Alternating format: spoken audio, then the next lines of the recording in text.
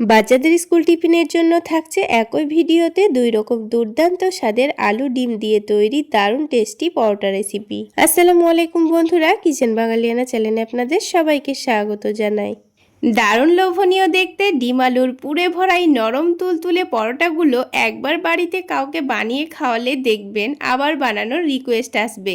ছোট থেকে বড় সকলেই কিন্তু অনেকটাই মজা করে খাবে। তো পরোটাগুলো তৈরি করে নেওয়ার জন্য এখানে 1 কাপ পরিমাণ হালকা গরম দুধ নিয়েছি। আপনারা চাইলে দুধের পরিবর্তে হালকা গরম পানিও নিয়ে নিতে পারেন। তারপর এখানে লবণ দিয়ে দিয়েছি আর 1 টেবিল চামচ পরিমাণ চিনি দিয়ে দিয়েছি। তার সাথে 2 টেবিল চামচ পরিমাণ সয়াবিন তেল দিয়ে দিয়েছি আর 1 টেবিল চামচ পরিমাণ ইস্ট দিয়ে দেব। এখানে ইস্ট ব্যবহার করার জন্যই কিন্তু পরোটাগুলো অনেকটাই ফুলকো আর অনেকটাই নরম তুলতুলে হবে। তো এবার সব কিছু একসঙ্গে ভালোভাবে মিশিয়ে নিতে হবে। 2 মিনিট মতো এইভাবে মিশিয়ে নিলে দেখবেন চিনিটাও ভালোভাবে গলে গেছে আর ইস্টটাও কিন্তু খুব সুন্দরভাবে মিশে গেছে। এবার এখানে আমি 2 কাপ পরিমাণ ময়দা ব্যবহার করব। এখানে আমি 1 কাপ দুধের জন্য কিন্তু 2 কাপ ময়দা ব্যবহার করেছি। তো আপনার 1 কাপ পরিমাণ ময়দা ব্যবহার করলে হাফ কাপ পরিমাণ দুধ নেবেন। এবার সব কিছু একসঙ্গে ভালোভাবে মিশিয়ে নেব। তারপর এটাকে একটা নরম ডো তৈরি করে নেব। তো খুব ভালোভাবে মিশিয়ে নিয়েছি। দেখুন ডোটা কিন্তু অনেকটাই নরম আছে আর ডোটা ঠিক এই রকমই নরম করেই মেখে নিতে হবে। আর ইস্ট দেওয়ার কারণে কিন্তু ডোটা হাতের মধ্যে অনেকটাই লেগে যাবে। তো তার জন্য আমি অল্প করে একটু তেল হাতের মধ্যে নিয়েছি, দিয়ে ডোটাকে আবার একটু ভালোভাবে মথে নিচ্ছি। আর তেল দিয়ে মুথে নিলে দেখবেন হাতের মধ্যে আর ডোটা লেগে যাবে না, খুব সুন্দরভাবে ডোটা সফটভাবে মেখে নেওয়া হয়ে যাবে। তো দেখুন ডোটা কিন্তু খুব সুন্দরভাবে আমি মুথে নিয়েছি। এবার এই ডোটাকে আমি 30 মিনিটের জন্য রেস্টে রেখে দেব। ততক্ষণে এদিকে একটা ডিম আলুর পুর তৈরি করে নেব।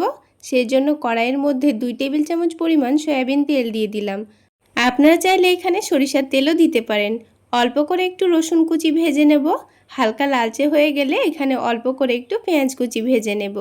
পেঁয়াজটাকেও হালকা লালচে হয়ে যাওয়া পর্যন্ত ভেজে নিতে হবে। তো 2 মিনিট পেঁয়াজটা ভেজে নেওয়ার পর হালকা লালচে কালার চলে এসছে। এবার এখানে একটা মিডিয়াম সাইজের আলু কুচি করে কেটে নিয়েছিলাম। আলুটাকে এবার 2 থেকে 3 মিনিট নাড়াচাড়া করে ভেজে নিতে হবে। তো এখানে আলুটা ভাজার সময় আমি গ্যাসের ফ্লেমটা একটু বাড়িয়ে রেখে আলুটা ভেজে নিয়েছি। তো আলুটা ভাজার সময় কিন্তু আমি এখানে কোনো রকম মশলা ব্যবহার করিনি। তারপর এখানে কুচি করে কেটে রাখা গাজর দিয়ে দিচ্ছি আর ঝালের জন্য কাঁচামরিচ কুচি দিয়ে দিয়েছি আর স্বাদ মতো লবণ দিয়ে দিয়েছি আর সামান্য পরিমাণ হলুদের গুঁড়ো, সামান্য পরিমাণ ভাজা জিরা গুঁড়ো, একেবারে সামান্য পরিমাণ ধনে গুঁড়ো দিয়ে দিয়েছি। তারপর অনবরত নাড়াচাড়া করে ভেজে নেব। তো এখানে মশলাগুলো আলুর সঙ্গে ভালোভাবে মিশে গেলেই কিন্তু হয়ে যাবে। তারপর এখানে আলু আর গাজরটাকে হালকা সেদ্ধ করে নেওয়ার জন্য সামান্য পরিমাণ পানি দিয়ে দিয়েছি। তারপর ঢাকনা দিয়ে ঢেকে 5 মিনিট গ্যাসের ফ্লেমটা লোতে রেখে সেদ্ধ করে নেব। তো দেখুন এখানে কিন্তু আলুটাও খুব সুন্দর সেদ্ধ হয়ে গেছে আর পানিটাও অনেকটা শুকিয়ে গেছে। এবার এখানে একটা মিডিয়াম সাইজের টমেটো একেবারে কুচি কুচি করে কেটে দিয়ে দিচ্ছি। তারপর আবারও একটু নাড়াচাড়া করে ভেজে নেব। আপনারা যদি টমেটো না দিতে চান না দিলেও চলবে, তবে দিলে খেতে ভীষণ ভালো লাগবে। তো টমেটো দেওয়ার পর এটাকে আবারও একটু ভালোভাবে ভেজে নেব। তো পানিটা শুকিয়ে যাওয়া পর্যন্ত ভেজে নিয়েছি। এবার এখানে একটা ডিম দিয়ে দেব। তো আমি এখানে একটা ডিম ব্যবহার করছি, আপনারা চাইলে ডিমের পরিমাণটা বাড়িয়েও নিতে পারেন। এবার এই ডিমের ওপর হাফ টেবিল চামচ পরিমাণ চাট মশলা দিয়ে দিচ্ছি। এতে করে ডিমের স্বাদটাও কিন্তু বেড়ে যাবে আর এই পুরটাও অনেকটা টেস্টি হয়ে যাবে। এবার সব কিছু একসঙ্গে ভালোভাবে নাড়াচাড়া করে নেব। এবার এটাকে অনবরত নাড়াচাড়া করে নিতে হবে যতক্ষণ না পর্যন্ত ডিমের কাঁচা গন্ধটা চলে যাচ্ছে। তো কিছুক্ষণের মধ্যে দেখুন খুব সুন্দর ভাজা ভাজা হয়ে গেছে। এবার এই আলু ডিমের পুরটা তুলে এক সাইডে রেখে দেব। এবারে আলু ডিমের পুরটা ঠান্ডা হতে থাক আর 30 মিনিট পর দেখুন এই ডোটা কিন্তু ফুলে ডবল হয়ে গেছে। এবার এই ডোটাকে আবার একটু ভালোভাবে মথে নেব আর মথার সময় যখন হাতের মধ্যে লেগে যাবে তখন আবারও একটু করে সয়াবিন তেল দিয়ে ডোটাকে আবার একটু ভালো করে মথে নেব। তো ডোটা খুব ভালোভাবে মথে নেওয়া হয়ে গেছে। এবার এই ডোটা থেকে কয়েকটা লেচি কেটে নেব। তো আমি এই নাস্তাগুলো একটু ছোট সাইজের তৈরি করে নিতে চাচ্ছি, তাই এখানে ছোট ছোট করে লেচিগুলো কেটে নেব। আপনারা আপনাদের পছন্দ মতো লেচিগুলো কেটে নেবেন। এবার এই লেচিগুলোকে হাতের তালুতে ভালো করে ঘুরিয়ে সফট লই তৈরি করে নিতে হবে। তারপর এই লইগুলোকে একটা প্লেটের উপর রেখে দেব। তো যে প্লেটের উপর রেখেছি সেই প্লেটে একটু করে তেল মাখিয়ে নিয়েছি। তো সবগুলো লই তৈরি করা হয়ে গেছে। এবার এই লইগুলোর ওপরে সামান্য পরিমাণ সয়াবিন তেল খুব ভালোভাবে মাখিয়ে নেব। তারপর এই লইগুলোকে আমাদের 5 মিনিট মতো রেস্টে রেখে দিতে হবে। তো আবারও এই লইগুলোকে ঢাকনা দিয়ে ঢেকে 5 মিনিট মতো রেস্টে রেখে দিয়েছি। তো 5 মিনিট পর দেখুন লইগুলো কিন্তু আগের থেকে অনেকটাই ফুলে গেছে। এবার একটা করে লই নিয়ে আমি আপনাদের পরোটাগুলো তৈরি করে দেখিয়ে দিচ্ছি। তো হাতের মধ্যে লইটা নিয়ে এভাবে করে একটু চেপে বড় করে নিতে হবে। আর দেখুন ইস্ট দেওয়ার কারণে কিন্তু লইটা অনেকটাই নরম তুলতুলে আছে। এবার এর মধ্যেখানে 2 টেবিল চামচ পরিমাণ এই ডিম আলুর পুরটা দিয়ে দেব। তারপর এটাকে খুব ভালোভাবে চেপে মুখটা বন্ধ করে নিতে হবে। তো এখানে খুব ভালো করে মুখটা মুড়ে নিতে হবে। আপনারা আপনাদের সুবিধা অনুযায়ী মুখটাকে মুড়ে নেবেন, যেন এই আলু ডিমের পুরটা ভেতর থেকে বাইরে না বেরিয়ে আসে। তো দেখুন আমি খুব ভালো করে মুখটা বন্ধ করে দিয়েছি। তারপর হাতের সাহায্যে একটু ভালোভাবে চেপে দিচ্ছি। তো একটু চেপে বড় করে নিয়েছি। এবার এটাকে এক সাইডে রেখে দেব। ঠিক একইভাবে বাকি নাস্তাগুলোকেও তৈরি করে নিতে হবে।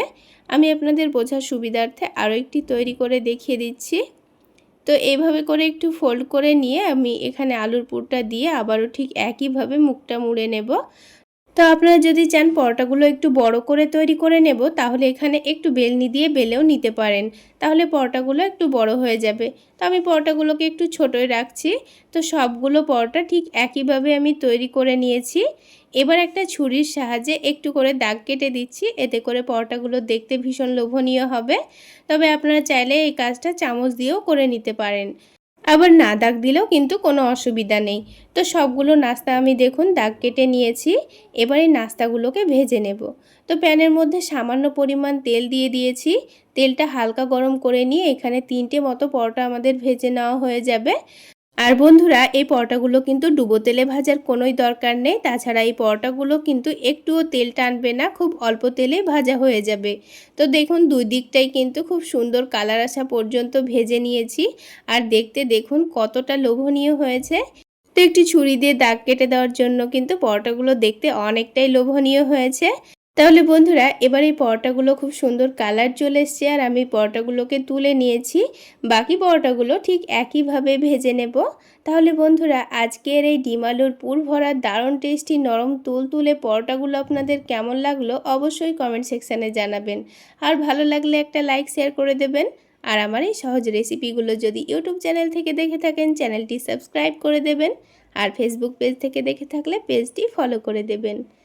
তো বন্ধুরা দেখুন সবগুলো পরোটাই কিন্তু ভেজে নেওয়া হয়ে গেছে। আর এই পরোটার ভেতরে কিন্তু একটুও তেল চিটচিটে ভাব নেই। আমি আপনাদের ভেঙে দেখিয়ে দিচ্ছি। আর দেখুন কতটা নরম তুলতুলে হয়েছে। এবার দেখুন বন্ধুরা পরোটার ভেতরটা কতটা নরম তুলতুলে হয়েছে। একেবারে তুলোর মতো নরম তুলতুলে, মুখে দিলেই মিশে যাবে। তো বন্ধুরা একরকমভাবে পরোটা তো বানানো হয়ে গেল। এবার আমি আপনাদের আরও একটি নতুন পদ্ধতিতে পরোটা বানিয়ে দেখাবো। সকালের নাস্তায় কিংবা বাচ্চাদের স্কুল টিফিনের জন্য আজকে তৈরি করে দেখাবো ইউনিক টেস্টের একটি ক্রিস্পি পরোটা রেসিপি। তো এই পরোটাগুলো তৈরি করে নেওয়ার জন্য সবার প্রথমে আমি এখানে একটা মিডিয়াম সাইজের আলু মধ্যে থেকে কেটে আগে থেকে সেদ্ধ করে নিয়েছি। এবার এই আলুটাকে ভালোভাবে গ্রেট করে নিচ্ছি। আমি এখানে 1 কাপ পরিমাণ ময়দার পরোটা তৈরি করে নেব, সেই জন্য এখানে মিডিয়াম সাইজের একটা সেদ্ধ আলু নিয়েছি। যদি আপনার পরোটার পরিমাণটা বাড়িয়ে নিতে চান তাহলে এখানে আলুর পরিমাণটা বাড়িয়ে নিতে হবে। তো আলুটাকে ভালোভাবে গ্রেট করে নেওয়া হয়ে গেছে। এবার এখানে দিয়ে দিচ্ছি পেঁয়াজ কুচি। তারপর এখানে কিছু গুঁড়ো মশলা দিয়ে দেব। তো সবার প্রথমে দিয়ে দিচ্ছি স্বাদ মতো লবণ। তারপরে দিয়ে দিচ্ছি অল্প করে একটু ভাজা জিরা গুঁড়ো। তারপরে দিয়ে দিচ্ছি ঝালের জন্য সামান্য পরিমাণ মরিচের গুঁড়ো। চাইলে আপনারা এখানে কাঁচামরিচ কুচিও দিতে পারেন। সামান্য পরিমাণ হলুদের গুঁড়ো দিয়েছি। একেবারে সামান্য পরিমাণ দিয়ে দিচ্ছি গরম মশলা গুঁড়ো।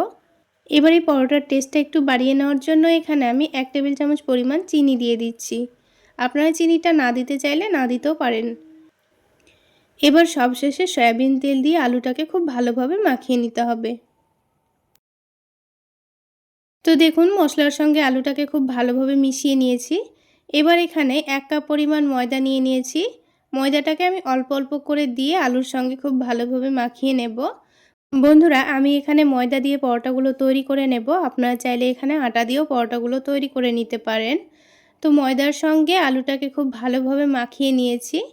তো এখানে আলু দিয়ে ডোটা তৈরি করা হয়নি, সেই জন্য এখানে সামান্য পরিমাণ পানি দিয়ে আমি একটা শক্ত ডো তৈরি করে নেব। পানিটা কিন্তু একটু বেশি করে দিয়ে ফেলবেন না, তা নাহলে এই ডোটা কিন্তু অনেকটাই নরম হয়ে যেতে পারে। তাই বারে বারে সামান্য পরিমাণ পানি দিয়ে এখানে এই ডোটাকে একটু শক্ত করে তৈরি করে নিতে হবে। তো ডোটা আমি একটু শক্ত করে তৈরি করে নিয়েছি। এবার এই ডোটাকে কিছুক্ষণের জন্য রেস্টে রেখে দেব। ততক্ষণে এখানে একটা ব্যাটার রেডি করে নিচ্ছি। তো আমি এখানে 2 টেবিল চামচ পরিমাণ কর্নফ্লাওয়ার নিয়েছি আর নিয়েছি 2 টেবিল চামচ পরিমাণ ময়দা। আপনাদের হাতের কাছে যদি কর্নফ্লাওয়ার না থাকে সেক্ষেত্রে শুধু ময়দা দিয়েও ব্যাটারটা তৈরি করে নিতে পারবেন। সামান্য পরিমাণ লবণ দিয়ে আমি এখানে একটু বেশি পরিমাণই পানি দিয়ে দিয়েছি, কারণ ব্যাটারটা একটু পাতলা করেই তৈরি করে নেব। তো একটা কাঁটা চামচ দিয়ে খুব ভালোভাবে এটাকে মিক্স করে নিয়েছি। আর দেখুন ব্যাটারটা কিন্তু অনেকটাই পাতলা করে তৈরি করে নিয়েছি। এবার ব্যাটারটা এক সাইডে সরিয়ে রেখে ডোটা থেকে এবার পরোটাগুলো তৈরি করে নেব। তো এই ডোটা আগের থেকে অনেকটাই নরম হয়ে গেছে। তো তার জন্য আমি সামান্য পরিমাণ ময়দা ছিটিয়ে দিচ্ছি, দিয়ে এটাকে হাতের তালুতে একটু ভালোভাবে ঘুরিয়ে ঘুরিয়ে লই তৈরি করে নেব। এখানে ডোটা যদি একটু নরম হয়ে যায় তাহলে কিন্তু এখানে বেলার জন্য ময়দার পরিমাণটা একটু বেশি লাগবে। তো এখানে এই ময়দাটা দিয়ে আমি দুটো লই তৈরি করে নিয়েছি। এবার পরোটাগুলো তৈরি করে নেওয়ার জন্য বোর্ডের ওপর অল্প করে একটু ময়দা ছড়িয়ে দিয়ে এই পরোটাগুলো তৈরি করে নেব। এখানে পরোটাগুলো বেলার জন্য শুকনো ময়দার পরিমাণ একটু বেশিই লাগতে পারে। তো বারে বারে অল্প অল্প করে ময়দা দিয়ে আমি বড় করে একটা রুটি বেলে নেব।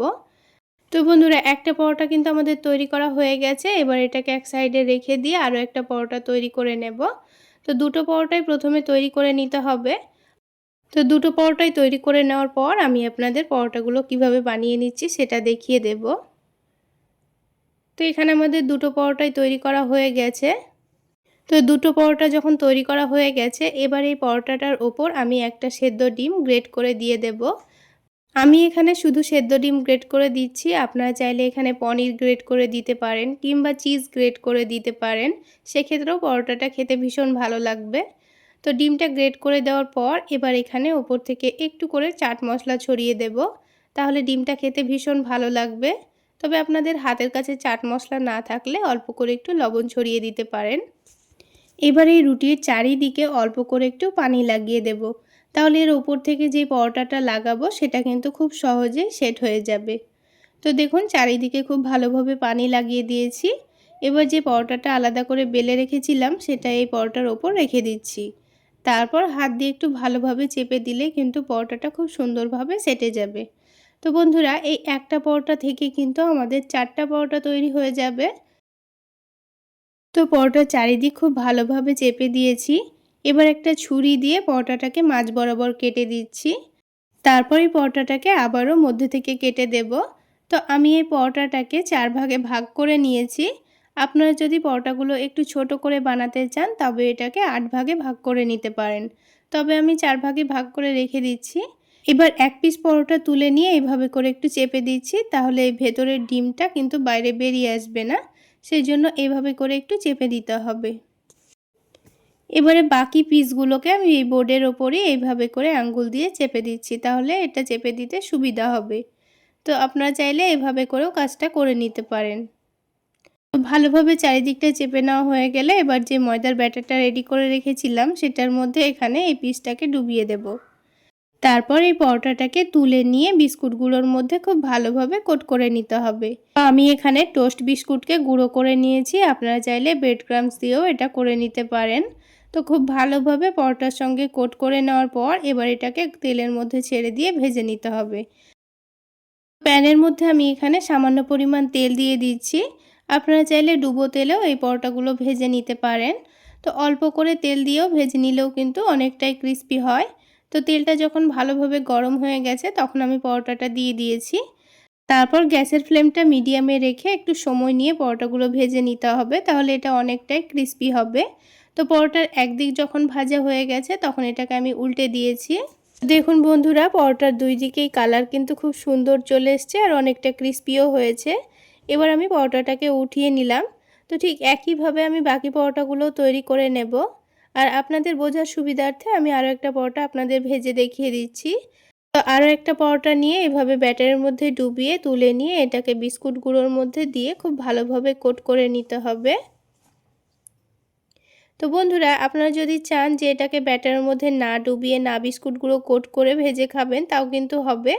এমনিতেও এটা ভেজে খাওয়া যায়, তবে এইভাবে বিস্কুটগুলোর মধ্যে কোট করে ভেজে নিলে কিন্তু পরোটাটা উপর থেকে অনেকটাই ক্রিস্পি হবে আর খেতেও ভীষণ ভালো লাগবে। চাইলে আপনারা স্ন্যাক্স হিসাবে ইফতারেও এগুলোকে খেতে পারবেন। তাহলে বন্ধুরা, আজকের এই পরোটা রেসিপি যদি আপনাদের ভালো লেগে থাকে তাহলে অবশ্যই একটা লাইক শেয়ার করে দেবেন। আর আমার এই সহজ রেসিপিগুলো যদি ইউটিউব চ্যানেল থেকে দেখে থাকেন চ্যানেলটি সাবস্ক্রাইব করে দেবেন, আর ফেসবুক পেজ থেকে দেখে থাকলে পেজটি ফলো করে দেবেন। তো দেখুন বন্ধুরা, আমাদের আরও একটা পরোটা কিন্তু তৈরি করা হয়ে গেল। তো ঠিক একইভাবে আমি বাকি পরোটাগুলোও তৈরি করে নিয়েছি। তো দেখুন বন্ধুরা, সবগুলো পরোটাই কিন্তু আমার তৈরি করা হয়ে গেল আর দেখতে কতটা লোভনীয় হয়েছে। চাইলে একবার হলো এই পদ্ধতিতে পরোটাগুলো বানিয়ে খেয়ে দেখবেন, খেতে কিন্তু ভীষণ মজার হয়। কোনো রকম সবজি ছাড়াই পরোটাগুলো আপনারা খেতে পারবেন। আর আওয়াজ শুনে নিশ্চয়ই বুঝতে পারছেন পরোটাগুলো কতটা ক্রিস্পি হয়েছে। চাইলে আপনারা এই পরোটাগুলো টমেটো সসের সঙ্গেও খেতে পারেন, খেতে ভীষণ মজার হয়। এবার একটা পরোটা আমি আপনাদের ভেঙে দেখিয়ে দিচ্ছি। তাহলে বন্ধুরা, আজকে এই পর্যন্তই। সকলে অনেক বেশি ভালো থাকবেন, সুস্থ থাকবেন। দেখা হচ্ছে আরও একটি নতুন রেসিপি নিয়ে নেক্সট এপিসোডে।